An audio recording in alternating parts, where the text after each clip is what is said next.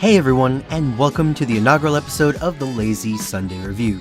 Just trying to end the weekend on a high note by watching some of Hollywood's newest releases. This being the first episode, I just picked a movie I really wanted to see. But I want to hear from you guys. What movies are you interested in watching but are not too sure about? Put them in the comment section down below and I'll pick the most voted one and review that. But without further ado, let's go ahead and jump into this review.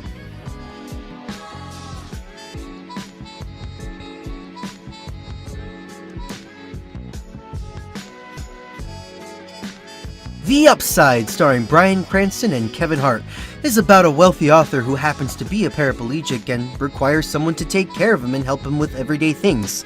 And this is where Kevin Hart's character comes in, as he is chosen to help Bryan Cranston's character. When I started writing this review, one thing stuck out to me, and I think it's something that we all kind of forget. I mean, do we remember that this was Bryan Cranston back in his acting youth? It still blows my mind, but I mean, hey, you find talent in the most craziest places. And speaking of talent, he doesn't disappoint. I mean, let me just highlight one thing, and that is, I believe one of the hardest things to pull off is having limited motion when it comes to acting. Bryan Cranston's character is unable to move anything from the neck down, so everything that he does has to come from nothing but facial gestures. And oh man, my man BC brings it. I mean, it always seems like he's trying to one-up himself in every movie he comes out. And like, producers are just coming by with some crazy ideas and he's just jumping all over them. Ideas like, hey Bryan, we need you to play a dying teacher who starts cooking meth. I've got you. Hey Bryan, we need you to play a scientist who happens to fight Godzilla. Child's play. Hey Bryan, we think you'd be a great fit to play a quadriplegic author who can't move anything from his neck down. You're goddamn right. I mean, it's just such beautiful facial acting that Bryan Cranston pulls off so well. Now let's talk about Kevin Hart, and I just have to say, bravo. Bravo, my man. Finally.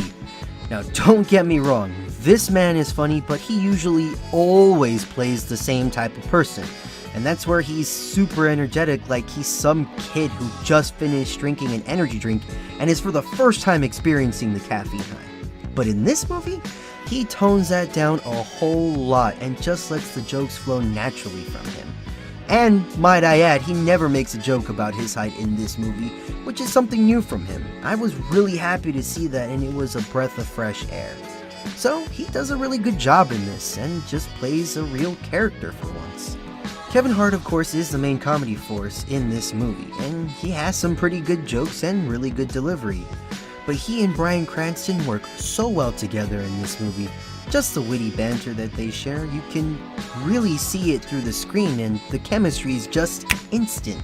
That they make some genuinely heartful moments, and no pun intended.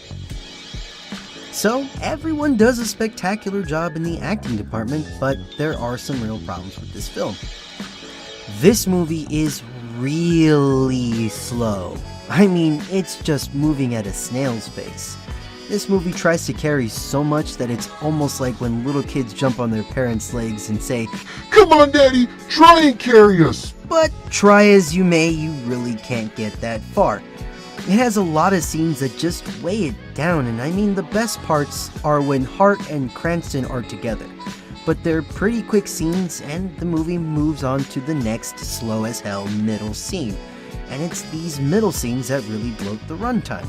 This movie ends in a really funky way. I mean, I can't really tell you without getting into spoilers, but I'm just telling you that when you leave the theater, it's gonna make you think, this is how it really ends? I mean, I'm all for the ambiguous ending, but this takes ambiguous, balls it up, throws that term out the window, and pretty much makes its own term for ambiguous. So it's pretty much a nice movie to take your parents to and maybe get some chuckles. I'd wait till it comes out on DVD, but if slow burn movies are your thing, then this might be right up your alley. So this movie gets a solid C-. It was funny and everything, but unfortunately it was just a wasted opportunity of Hart's and Cranston's chemistry. And I hope these guys get another chance to work together because they play off each other incredibly well. Well, that's it for the review. So, how I want to work the channel is on Sundays I will be releasing my initial review. These reviews will be spoiler free and just covering my general thoughts about the film. But later, I would like to release a more in-depth review that goes into better detail of scenes I really liked or ones I may have had issues with.